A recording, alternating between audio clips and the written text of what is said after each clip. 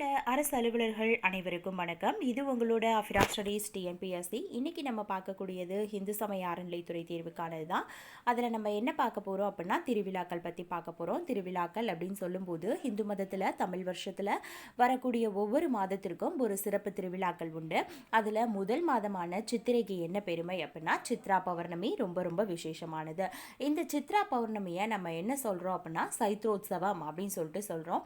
இந்த சித்ரா பௌர்ணமி எங்கே வெகு விமர்சையாக கொண்டாடப்படுது அப்படின்னா மதுரையில் சித்திரை மாதத்தில் சித்திரை நட்சத்திரத்து அன்னைக்கு பௌர்ணமி வரும்போது கொண்டாடப்படக்கூடியதான் நம்மளோட சித்ரா பௌர்ணமி. ஒரு விஷயம் இங்கே நம்ம முக்காவாசி திருவிழாக்கள் அப்படின்னு சொல்லி பார்த்தோம் அப்படின்னா அது பௌர்ணமியில் நடைபெறக்கூடியதாக தான் இருக்குது.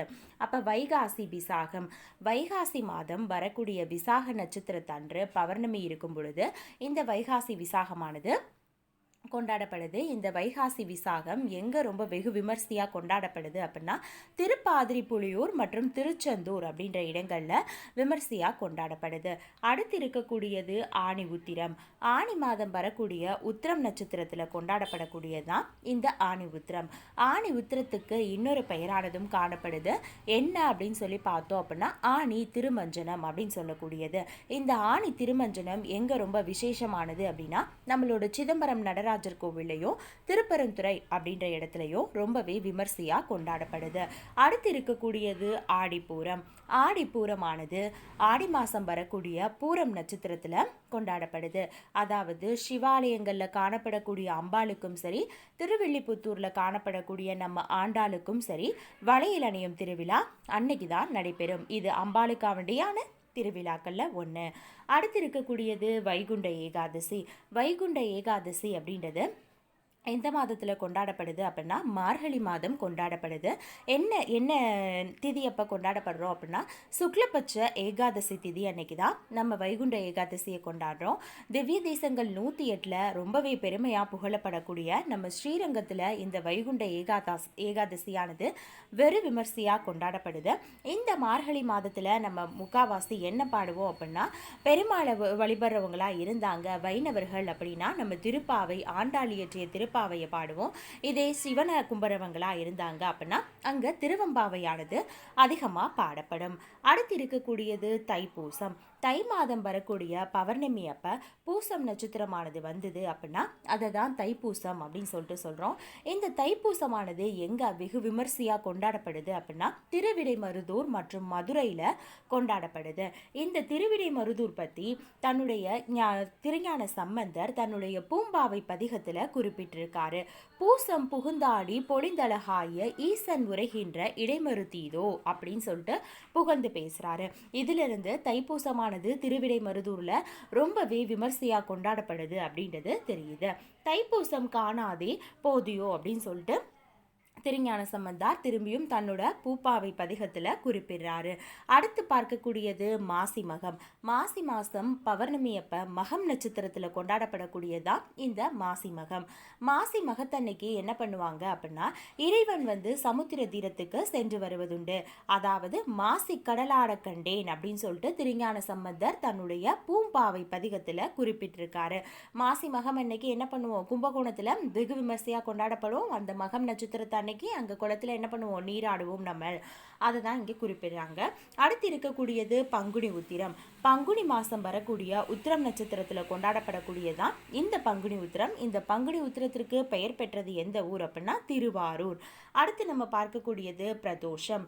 பிரதோஷம் அப்படின்னா ஒரு மாதத்துக்கு 2 பிரதோஷம் வரும். ஒன்று அமாவாசைக்கு அப்புறம் வரக்கூடிய பிரதோஷம், இன்னொன்று பௌர்ணமிக்கு அப்புறம் வரக்கூடிய பிரதோஷம். அதாவது திரியோதசி அப்படின்னு சொல்லக்கூடிய திசையில தான் இது கொண்டாடப்படுது. முதல்ல நம்ம பிரதோஷ விரதத்தை எடுக்கிறோம் அப்படின்னா அது ஒரு சித்திரை மாதமாகவோ இல்லை வைகாசி மாதமாகவோ ஐப்பசி மாதமாகவோ கார்த்திகை மாதமாகவோ இருந்தால் ரொம்ப ரொம்ப நல்லது. அந்த பிரதோஷமானது சனிக்கிழமையில் வரும்போது முதல்ல நம்ம விரதம் எடுக்க ஆரம்பித்தோம் அப்படின்னா அது ரொம்பவே சிறப்புன்னு சொல்லிட்டு சொல்கிறாங்க. அந்த பிரதோஷத்தோட காலம் அப்படின்னு சொல்லி பார்த்தோம் அப்படின்னா அது மாலை காலம் தான்.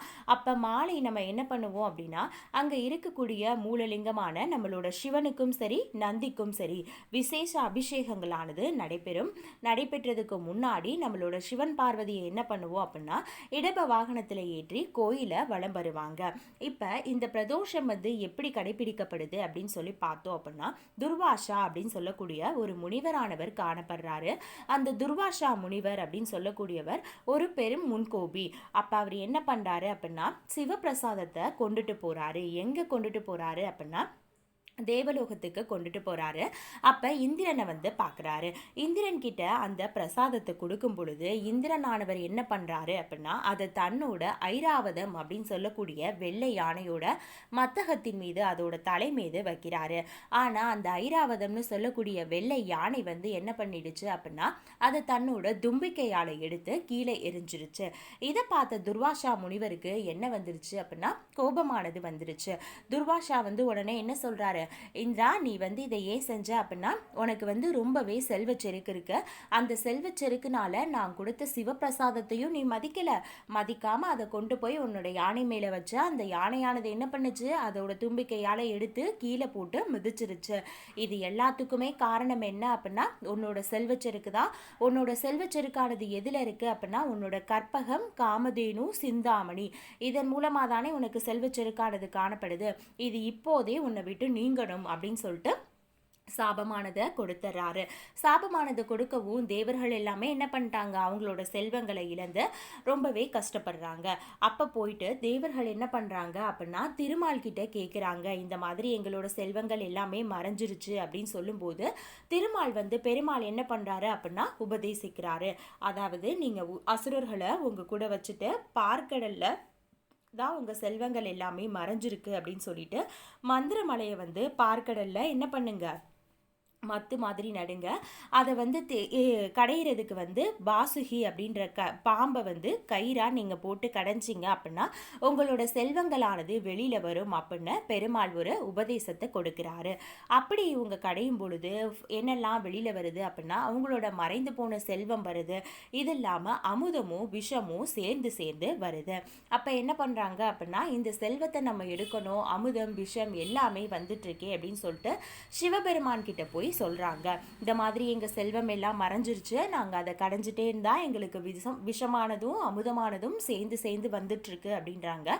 உடனே சிவபெருமான் என்ன சொல்றாரு அப்படின்னா அந்த விஷத்தை வந்து நான் உட்கொள்றேன் அப்படின்னு சொல்லிட்டு அதை சாப்பிட்டுட்டு அவரோட தொண்டையில என்ன இருக்கு அப்படின்னா அவரோட கழுத்துல விஷமானது தங்கி இருக்கு. அதனாலதான் நம்ம சிவபெருமான என்னன்னு குறிப்பிடுறோம் அப்படின்னா நீலகண்டர் அப்படின்னு சொல்லிட்டு சொல்றோம். இந்த அவங்க போயிட்டு அந்த செல்வத்தை எல்லாம் பார்க்கடலை கடைஞ்சாங்க இல்லையா, அதுதான் நம்ம என்ன சொல்கிறோம் அப்படின்னா ஏகாதசி அப்படின்னு சொல்லிட்டு சொல்கிறோம். அந்த நாள் அன்னைக்கு அந்த தேவர்கள் எல்லாமே என்ன பண்ணுவாங்க அப்படின்னா விரதம் இருப்பாங்க, உபவாசமாக இருக்கிறாங்க, சிவன் இதை பண்ணுறாங்க அப்படின்றதுக்காண்டி. அப்போ அடுத்த நாள் என்ன பண்ணுவாங்க அப்படின்னா அவங்களோட துவாதசி அப்படின்னு சொல்லக்கூடிய நட்சத்திரத்தன்னைக்கு அவங்க என்ன திதி அன்னைக்கு என்ன பண்ணுவாங்க அப்படின்னா அவங்களோட விரதத்தை முடிச்சுட்டு உணவை உட்கொள்வாங்க. துவாதசியோட மறுநாள் என்ன நடக்கும் அப்படின்னா மாலையில் 7:30 நாளிகையானது சிவன் வந்து ஆனந்த தாண்டவமானதை ஆடுறாரு. அந்த 7:30 நாளிகை தான் என்ன அப்படின்னா பிரதோஷ காலம் அப்படின்னு சொல்லிட்டு நம்ம குறிப்பிடுறோம். அப்ப என்ன நடக்குது, அப்ப ஏகாதசிக்கும் பிரதோஷத்துக்கும் ஏகாதசி துவாதசிக்கும் ஒரு நெருங்கிய தொடர்பானது காணப்படுது அப்படின்றாங்க. முதல் நாள் ஏகாதசி வரும், ஏகாதசிக்கு அடுத்த நாள் துவாதசி, துவாதசிக்கு அடுத்த நாள் தான் பிரதோஷமானதை வருது அப்படின்னு சொல்லிட்டு பார்க்குறோம். ஓகே, இந்த வீடியோவை இதோட முடிச்சுக்கலாம். தேங்க்யூ.